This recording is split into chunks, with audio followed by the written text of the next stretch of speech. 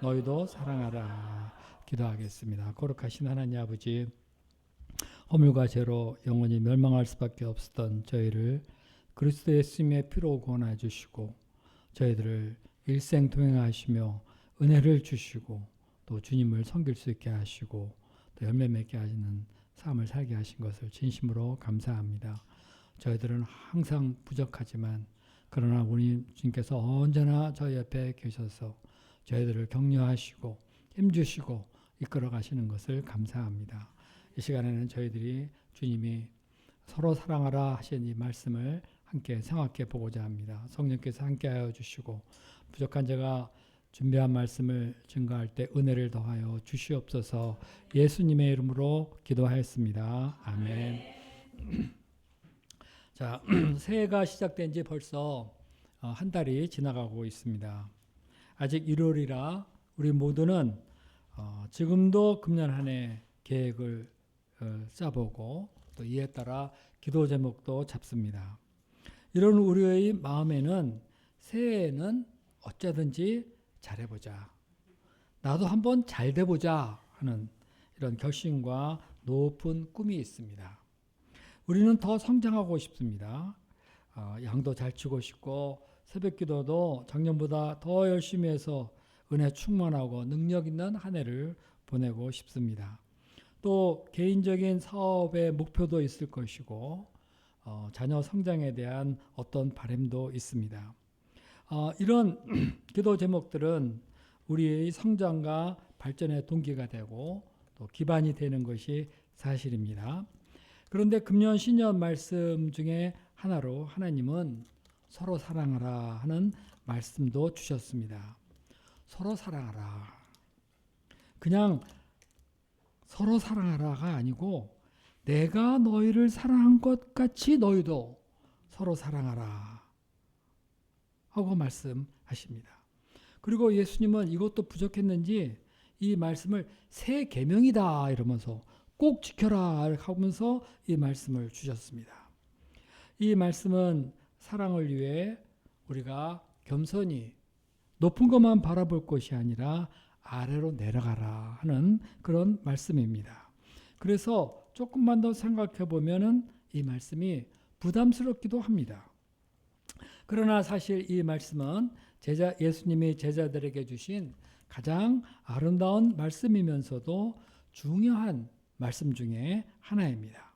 이 말씀이야말로 우리를 예수님의 제자답게 만들어주고 우리 공동체에 주님의 은혜와 힘을 더해 줍니다.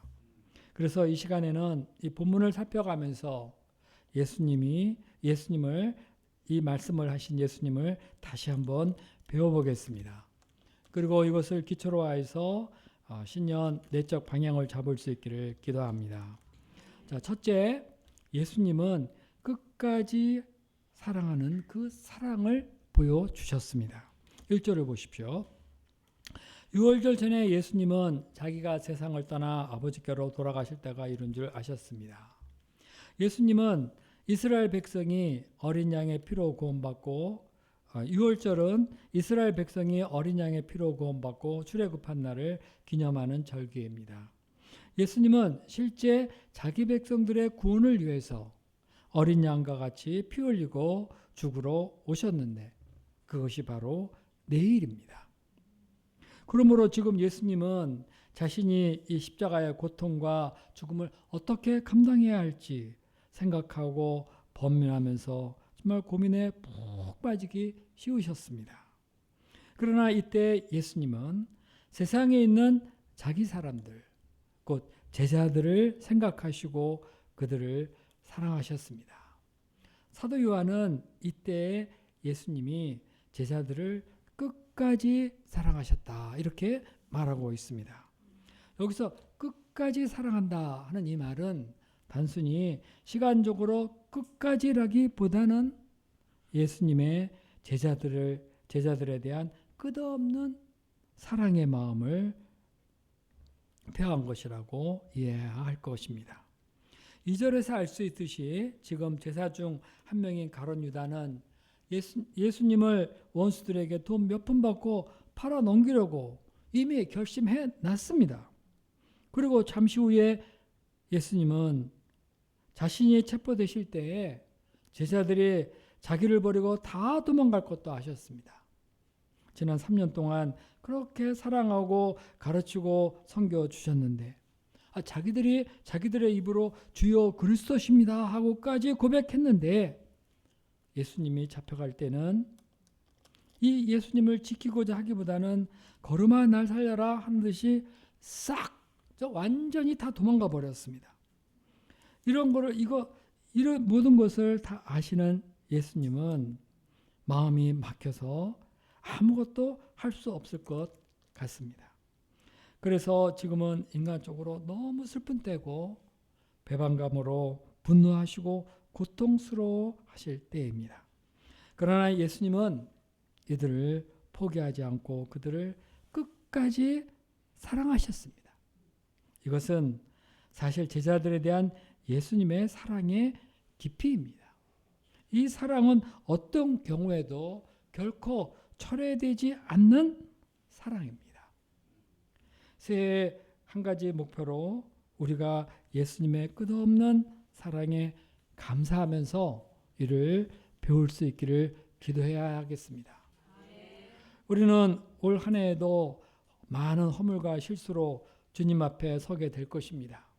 이때 우리는 우리를 향한 예수님의 끝없는 사랑을 다시 깨닫고 감사하면서 이 사랑을 깊이 배울 수 있어야 하겠습니다. 우리는 금전에도 많은 희로애락의 감정 속에 드나들 것입니다. 그리고 많은 사람을 만나고 접하면서 사랑할 만한 사람은 사랑할 것이고 또 미운 사람은 미워할 것입니다. 어떤 경우에는 그 미움 때문에 밤잠을 못 이룰 때도 있을 것입니다. 그런데 그래도 내가 예수님의 제자지 하고 생각을 하며 몇 번은 얼마 동안은 자기의 감정을 극복하고 그를 사랑할 수 있습니다. 그러다가 어느 순간에 더는 못 참아. 나는 나로서 할 만큼은 했어 하고 말하면서 모든 것을 그만둘 수 있습니다. 그러면 그 사랑은 거기까지의 사랑입니다. 저는 이제까지 많은 양들을 도왔었습니다. 그런데 양들의 허물을 감당하지 못하고 힘들고 부담스러워서 거기까지밖에 못 도운 양들이 제법 있습니다. 제법 있다 보다도 많이 있습니다. 예수님은 제 온갖 허물과 죄에도 불구하고 이렇게 끝까지 사랑하시고 도와주셨는데 저는 그러지 못했습니다. 이를 생각하면 심히 부끄럽습니다. 사실 이 자리에 서 있는 저 자체가 예수님의 끝없는 사랑의 증거고 결과물입니다. 예수님의 사랑은 나도 할 만큼 했다. 나는 여기까지다 하면서 중단하는 그런 사랑이 아닙니다. 그 사랑은 배반당하고 팔리고 끌려가 십자가에 못 박혀 피 흘려 죽기까지 거기까지 가는 사랑입니다. 우리가 올 한 해 이 사랑을 많이 생각해 보면서 배울 수 있기를 기도합니다. 그래서 예수님께 좀 더 감사하고 양들을 위해서 나는 거기까지가 아니라 예수님과 같이 끝까지 가고자 하는 그런 목자의 심정을 덧입을 수 있기를 간절히 기도합니다. 둘째로 예수님은 구체적으로 제자들의 발을 씻겨 주시면서 이 사랑을 나타내셨습니다. 세상에 많은 사람들이 사랑을 주제로 글을 썼습니다. 대학 시절 춘원 이강수의 사랑을 읽고 참 깊은 감동을 받고 사랑에 대해서 고민해 본 적이 있습니다. 또 레마르크의 사랑할 때와 죽을 때라는 슬픈 사랑의 이야기도 읽어보았습니다. 저는 사랑을 잘해 보려고 에릭 프롬이 쓴 Art of Loving, 잘 아시죠? 사랑의 기술이라는 책도 읽어봤습니다. 이 책을 읽으면서 감동받은 말씀이 꽤 있습니다. Infantile love, 그러니까 어린아이 같은 이런 사랑은 이렇게 말한답니다. love you because I need you. 난 네가 필요해. 그래서 너를 사랑하는 거야. 또 이것에 비해서 much your love. 이 성숙한 사랑은 이렇게 말한대요. I need you because I love you. 나는 너를 사랑해. 그래서 난 네가 필요해. 이거 얼마나 멋있고 또 맞는 말입니까? 제가 이 말씀을 기초해서 내가 양을 어떻게 돌봤나. 막 양을 많이 쳐야지 체면도 쓰고 그러니까 I love you because I need you. 네가 없으면 나 양 없는 목자가 돼. 나 너 사랑해. 뭐 이러고 하는데 정말 양을 돕다 보면은 정말 양을 사랑으로 돕다 보면은 I need you 하면서 끝까지 따라가요. 야, 이거 목자 생활하는데 방향이 되는 좋은 말씀이네. 뭐 이런 생각도 해본 적이 있습니다. 이렇게 사랑을 책 속에 담아 감동적으로 전해주는 거 중요합니다. 사랑에 대해 진지하게 생각하고 고민하게 해주기 때문입니다. 그런데 예수님은 책을 쓰시기보다 행동으로 제자들을 향한 자기의 사랑을 보여주셨습니다. 사랑을 가르치려면 행동으로 보여줘야 되는 겁니다. 3절을 보십시오. 예수님은 제자들과 함께 저녁을 먹는 중에 아버지께서 모든 것을 자기 손에 맡기신 것, 그리고 자기가 하나님께로부터 오셨다가 하나님께로 돌아가실 것을 아셨습니다. 이것을 본다면 예수님은 이제 모든 것을 당신께서 원하는 대로 하실 수 있는 주권자요 왕이십니다. 그렇다면 예수님은 세상의 모든 것으로부터 섬김을 받아야 마땅합니다. 그런데 4절을 보십시오. 예수님은 저녁을 잡수시던 자리에서 일어나 겉옷을 벗고 수건을 가져다가 허리에 두르셨습니다. 그리고 디아에 물을 떠서 제자의 발을 씻기시고 그 두르신 수건으로 닦아주기 시작하셨습니다. 이것은 영락없는 종의 모습입니다. 세상에 누가 남의 더러운 발을 씻어주려고 합니까? 이 발은 당시 샌들을 신고 맨발로 샌들을 신고 거리를 돌아다닐 때 흙먼지, 이 세상 오물들이 땀으로 찐득찐득하게 붙어버린 시커먼 더러운 발입니다. 그런데 이 발을 닦아주시다니. 당시에는 종 중에서도 가장 낮은 종이 밖에서 들어온 주인 앞에 앉아서 신발끈을 풀어주고 이렇게 예수님처럼 대야를 가져다가 그 더러운 발을 씻겨 주었습니다. 그런데 예수님이 이렇게 하신 것입니다. 아니, 예수님이 이래야 할 것이 아니라 지금 제자들이 예수님을 알아보고 이렇게 해드려야 되는 것이 아닐까요? 그게 마땅한 겁니다. 그런데 예수님이 이렇게 반대로 행하셨다. 좀 놀라운 일이 아닐 수 없습니다. 당시의 통념으로 보면은 이건 문화 전복적 행위입니다. 예수님은 제자들 앞에서 칭송을 받고 섬김을 받기 원하지 않으셨습니다. 예수님은 자신을 높이고자 하지도 않으셨습니다. 오히려 자신을 한없이 낮춰서 그들의 종과 같이 되어서 그들의 더러운 발을 씻기신 것입니다. 상상할 수도 없는 일이 지금 이 마가 다락방에서 일어나고 있습니다. 거룩하시고 순결하신 하나님이 사람이 되어 지금 우리 앞에 종의 모습으로 앉아 우리의 발을 씻겨 주시는 것. 이거 상상이나 할 수 있겠습니까? 여러분 앞에 지금 예수님이 수건을 들이고 탁 발을 내밀어. 그러면 쑥 내밀 수 있어요? 한번 내밀어 보실래요? 아무래도 미안하죠. 근데 이때 베드로가 자기 차례가 오자 이렇게 말했습니다. 6절을 보십시오. 시몬 베드로가 이르되 주여 주께서 내 발을 씻기십니까? 베드로는 이거 말도 안 된다는 겁니다.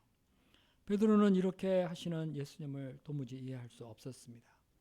베드로는 누가 더 높고 낮은지에 자기들 가운데서도 이 서열에 관심이 많은 사람이었습니다. 베드로뿐만 아니라 다른 제자들도 그랬습니다. 특히 베드로는 예수님 앞에서 자기 발을 뒤로 빼면서 주님, 이럴 수는 없죠 하면서 예수님을 밀어내려고 하는 겁니다. 이에 예수님이 베드로에게 네가 지금은 이게 무엇인지 알지 못하지만 후에는 알게 될 것이다 하고 말씀하셨습니다. 그렇습니다. 현재 베드로의 수준에서는 이 예수님을 도무지 이해할 수 없는 겁니다. 그래서 그래도 베드로는 막무가내입니다. 8절 전반부를 보세요. 베드로가 이르되 내 발을 절대 씻기지 못하리이다. No! You shall never wash my feet. 어떻게 주님께서 내 발을 씻도록 그냥 앉을 수 있느냐? 이런 말입니다. 예수님, 이건 절대 안 됩니다. 영어 보면 never 이렇게 써 있잖아요. 그런데 8절 후반부를 보십시오. 자, 예수님께서 대답하시되 내가 너를 씻어주지 아니하면 네가 나와 상관이 없느니라. 여기서 이 상관이다 하는 말은 유산을 나누는 부모와 자식과 같은 깊은 관계를 말하는 겁니다. 그래서 베드로가 예수님의 발을 내밀지 않고 발 씻음 받기를 거절한다면 그는 예수님의 사랑도 알 수 없고 관계도 없고 그래서 하늘나라의 유업도 받을 수 없은 그런 관계가 되는 겁니다.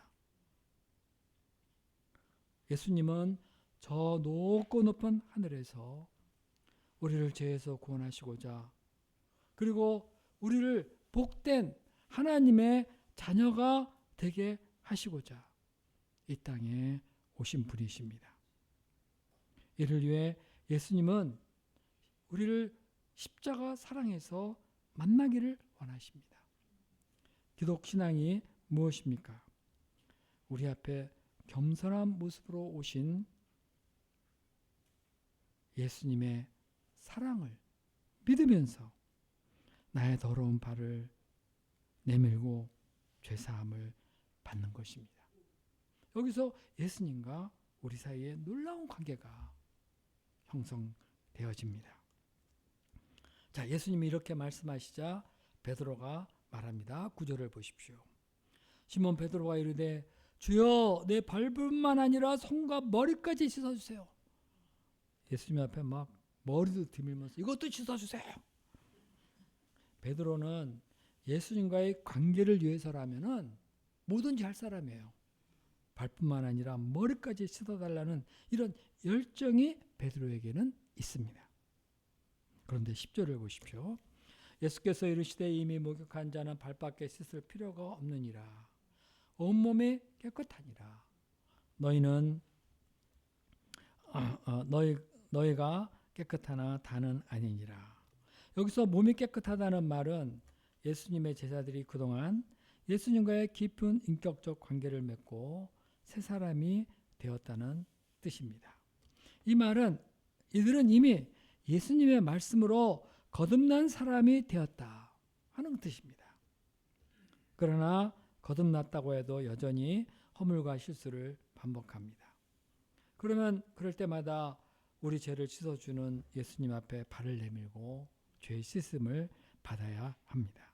이럴 때 예수님의 제사함의 은혜가 우리 가운데 임하고 감사와 기쁨 속에서 예수님과 우리의 사랑의 관계는 계속 유지되고 예수님으로 인하여 우리는 더욱 감당하고 그 관계도 견고해지는 겁니다.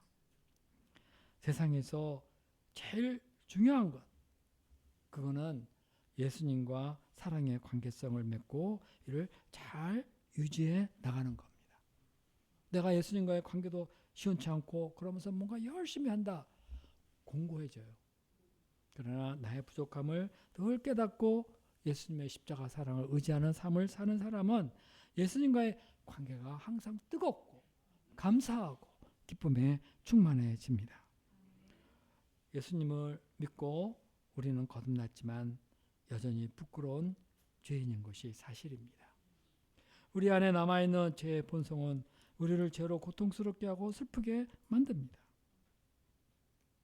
그러나 예수님은 이런 우리 앞에 항상 먼저 종의 모습으로 앉아서 대야에 물을 담아 그 대야에 당신의 보혈을 담아서 우리의 발을 씻겨 주십니다. 새해에 예수님 앞에 우리의 발을 내밀며 예수님의 용서의 사랑을 날마다 누릴 수 있기를 간절히 기도합니다. 이를 통해 우리가 예수님과의 깊은 사랑의 관계성을 맺고 감사와 기쁨 속에서 충만한 영생의 은혜를 속에서 살아갈 수 있기를 간절히 기도합니다.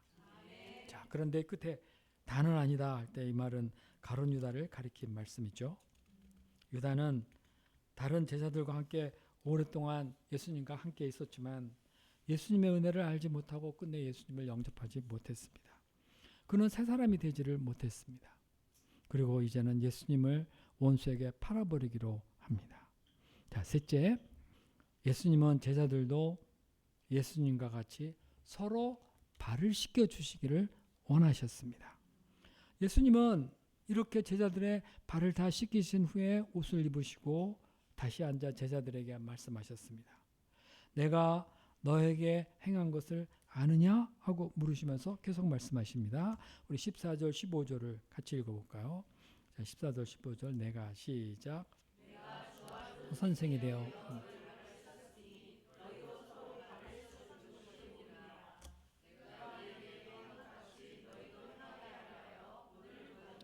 네, 저도 한번 읽어보겠습니다. 내가 주와 또 선생이 되어 너희 발을 씻었으니 너희도 서로 발을 씻어주는 것이 옳으니라. 내가 너에게 행한 것 같이 너희도 행하게 하려 하여 본을 보였다. 이 말씀은 예수님이 제자들의 발을 씻겨주신 이유가 그들이 서로 발을 씻겨주도록 하기 위한 것이다 하고 말해주고 있습니다. 예수님은 먼저 본을 보여주신 것입니다. 그냥 보여주시면 내가 본을 보였다 그러면 제자들이 그냥 지나갈까 봐. 내가 주와 선생이 되어서 이렇게 너희 발을 씻겼다면 너희도 나를 본받아 서로 발을 씻겨주는 것이 옳다. 발을 서로 씻어준다는 말은 서로의 허물을 감당해 주는 것을 의미합니다. 지금 제자들의 가장 큰 문제, 시급하게 해결해야 될 문제가 무엇일까요?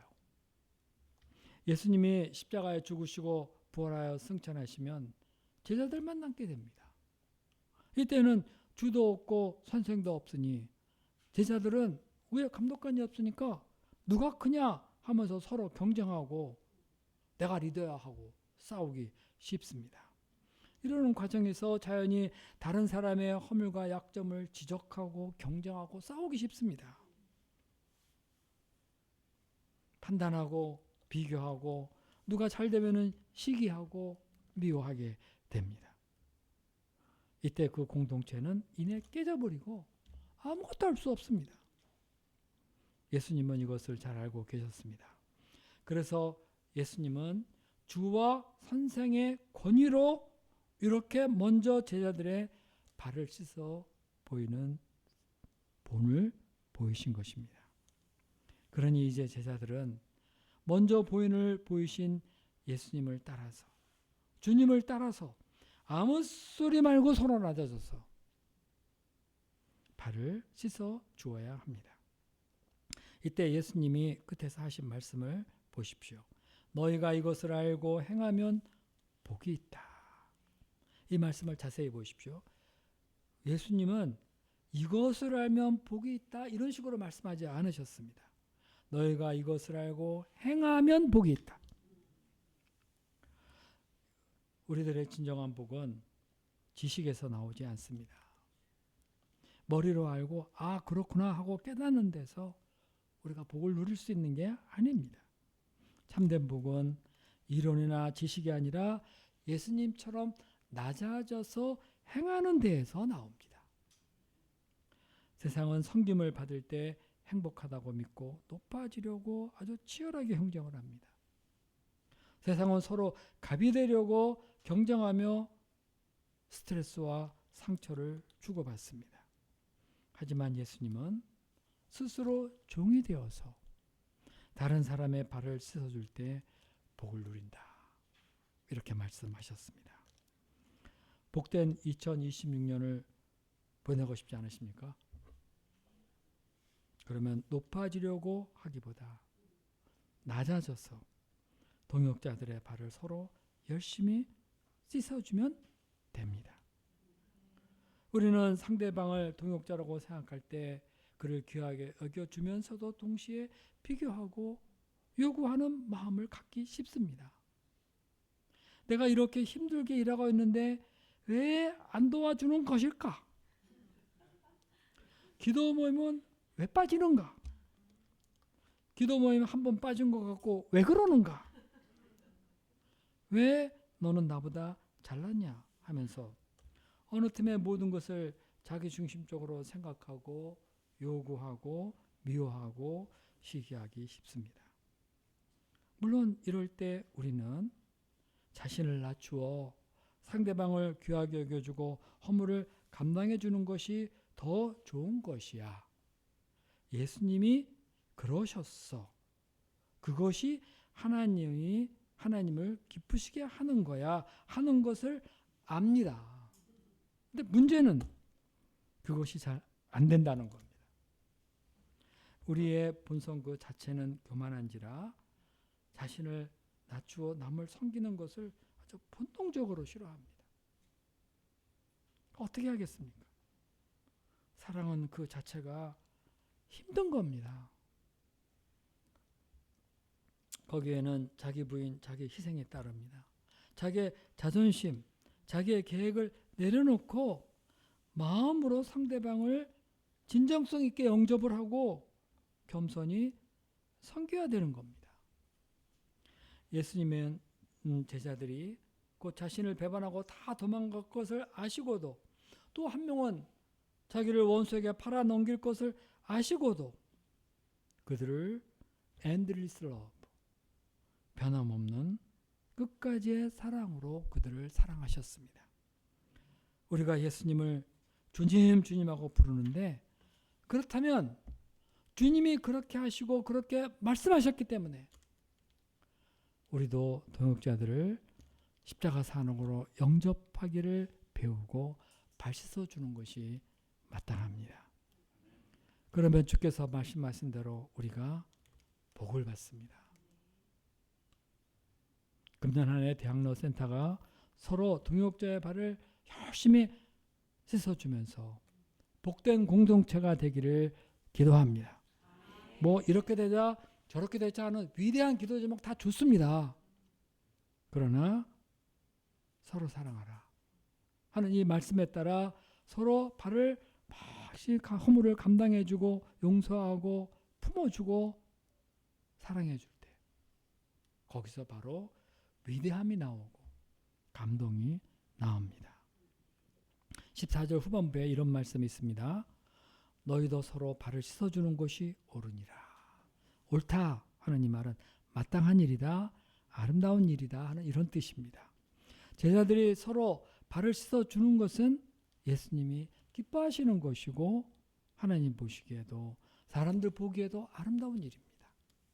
자, 넷째, 예수님은 서로 사랑하라는 이 말씀을 새 계명으로 주셨습니다. 이제 예수님은 유다에게 떡 한 조각을 주시면서 그를 예수님을 팔 배반자로 드러내셨습니다. 그리고 그가 나가자 당신의 십자가의 죽음과 그리고 영광을 말씀하셨습니다. 그리고 예수님은 아직은 내가 너희와 함께 있겠지만 너희는 내가 가는 곳에 올 수 없다 하고 말씀하셨습니다. 지금 분위기가 아주 안 좋은데 예수님이 어디로 떠나신다 하니 아주 정말 제자들은 심각해졌습니다. 그런데 34절을 보십시오. 새 계명을 너에게 주노니 서로 사랑하라. 내가 너희를 사랑한 것 같이 너희도 서로 사랑하라. 우리 34절 말씀 다 같이 한번 읽어보겠습니다. 자, 시작.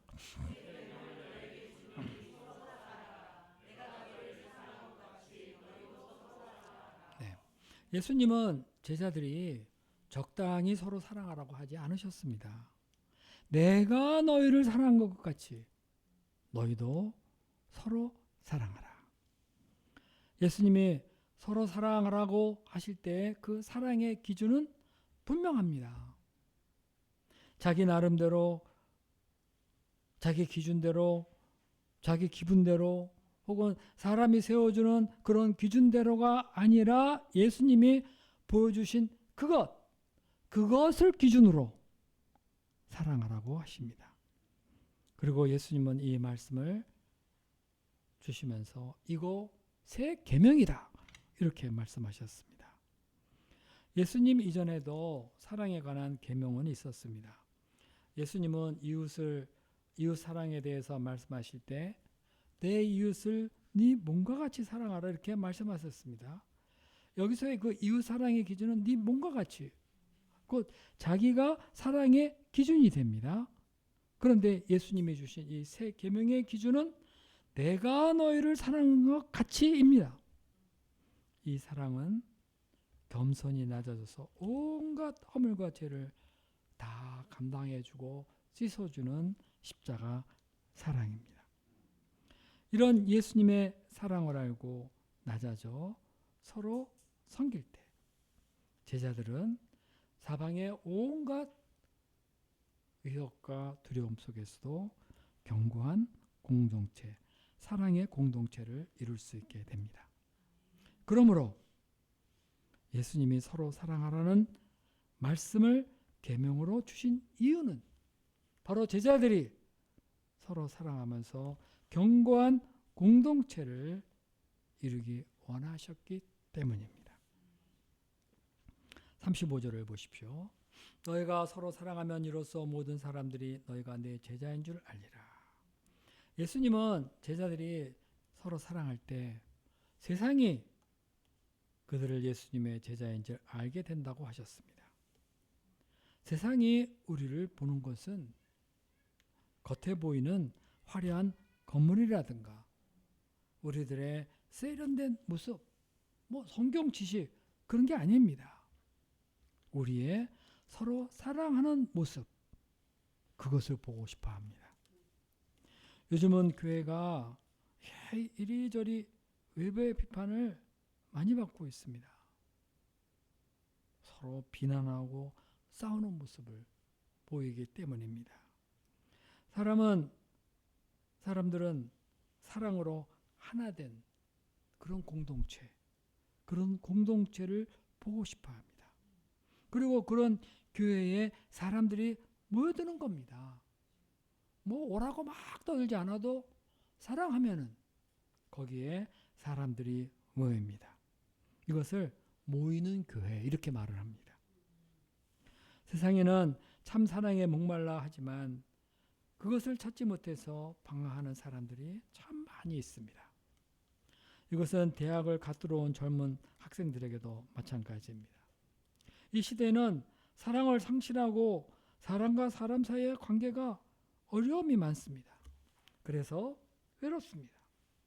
그러나 우리가 예수님의 제자 공동체로서 사랑의 교제가 풍성해질 때에 그것이 남이 알아볼 수 있을 정도가 될 때에 사람들은 이를 보고 모여들기 마련입니다.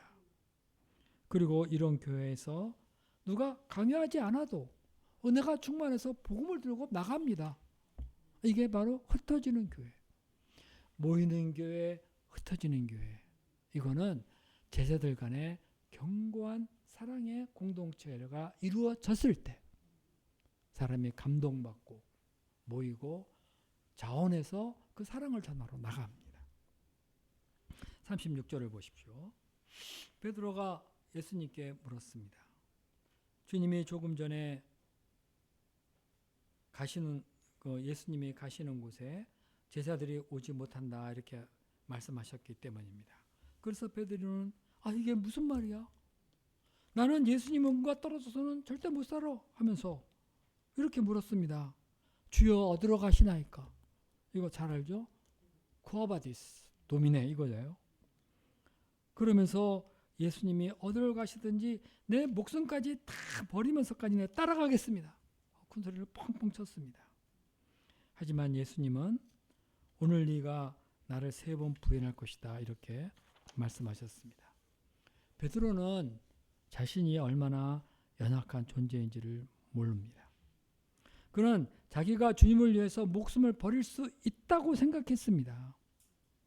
이러한 그는 예수님이 말씀하신 대로 닭 울기 전에 예수님을 3번 부인한 아주 처절한 실패를 통해서 자기가 얼마나 연약한 자인가,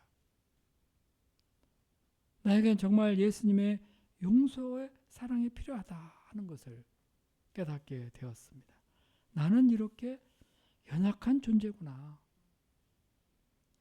그는 이런 경험을 했기 때문에 예수님께 그 은혜에 감사하고 힘을 내면서 나중에는 예수님의 사랑의 수준까지 양들을 돌보는,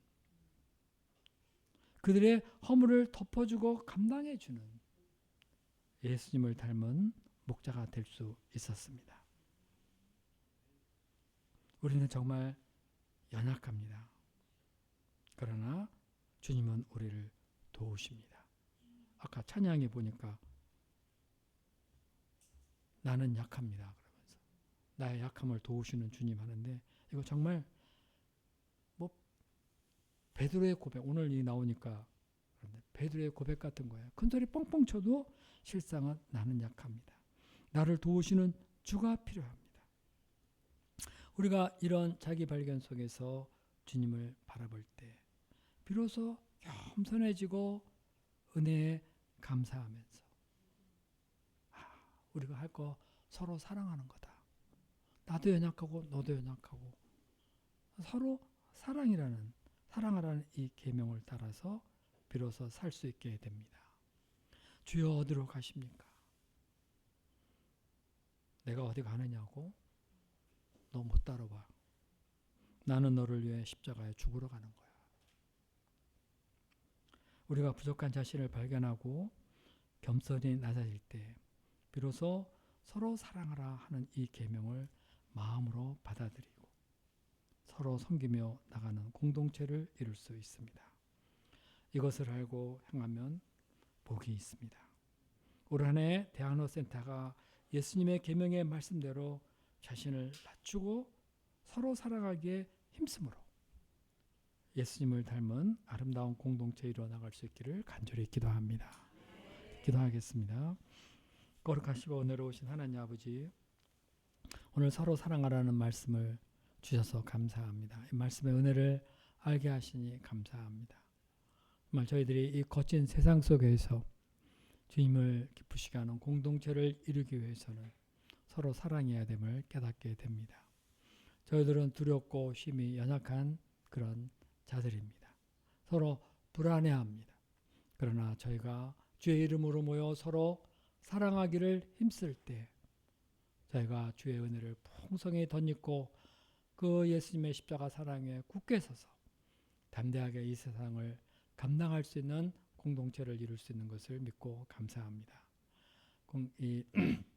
하나님 아버지께서 금년 저희들에게 서로 사랑하라는 말씀을 주신 것 같이 대학로 공동체가 서로 사랑으로 하나가 되어서 견고한 제자도를 이루고 이 시대 하나님이 주신 사명을 잘 감당할 수 있도록 도와주시옵소서. 예수님의 이름으로 기도했습니다. 아멘.